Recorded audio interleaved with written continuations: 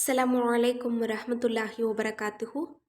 இன்னைக்கான பதிவில் மனிதர்களிடமோ அல்லது அல்லாஹ்விடமோ ஏதாவது ஒரு தேவை இருந்து அதை நமக்கு அல்லாஹ் நிறைவேற்றி தர வேண்டுமானால் இந்த ஒரு அமலை நம்ம செய்யணும்.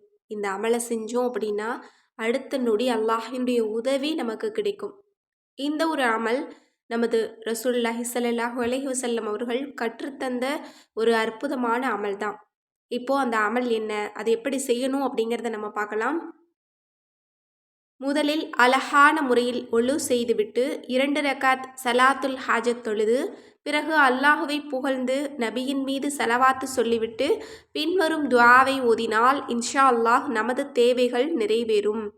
அந்த துஆ என்ன அப்படின்னா, அதுதான் லா இலாஹ இல்லல்லாஹுல் ஹலீமுல் கரீம் சுபஹானல்லாஹி ரொப்பில் அர்ஷில் அலீம் அல்ஹம்துலில்லாஹி ரொப்பில் ஆலமீன் அஸ்ஸாலுக முஜிபாத்தி ரஹ்மதிக வஸாயிம மக்ஃபிரதிக வல் கனீமத மின் குல்லி பிர்ரி வ ஸலாமத மின் குல்லி இஸ்மின் லா ததஅலி தன்பன் இல்லா கஃபர்தஹு வலா ஹம்மன் இல்லா ஃபர்ரஜ்தஹு வலா ஹாஜதன் ஹியலக ரிலன் இல்லா கலைதஹா யா ரஹமர் ராஹிமீன்.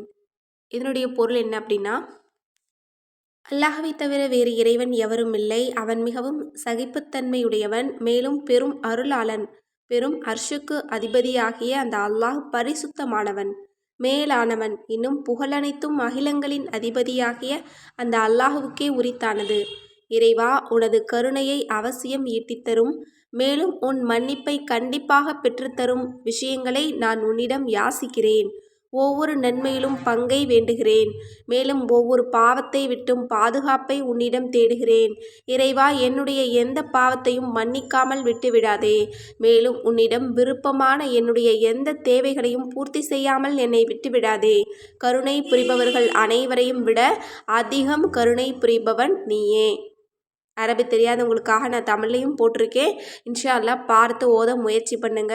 கட்டாயமாக நீங்கள் ஒழு செய்துட்டு 2 ரக்காத் ஹாஜத் நஃபில் தொழுதுட்டு நீங்கள் ஏதாவது ஒரு சலவாத்தை 3 முறை ஓதிட்டு அதற்கு பிறகு இந்த துஆவை ஒரே ஒரு முறை ஓதிட்டு உங்களோட தேவைகள் குறித்து அல்லாஹ்விடத்தில் மன்றாடி கேளுங்க. அந்த ரப்பு எந்த தேவையாக இருந்தாலும் உங்களுக்கு அதை நடத்தி தருவான். இன்னும் அல்லாஹ்வினுடைய உதவி உங்களுக்கு அடுத்த நொடி தேடி வரும். ஏன்னா இது நமது நபி அவங்க நமக்கு கற்றுத்தந்த ஒரு துஆ. இதை ஓதி நம்மள பலருக்குமே பலன் கிடைச்சிருக்கு. இதை நம்ம எல்லோருமே அன்றாடம் ஓதக்கூடியவங்களாக தான் இருக்கோம்.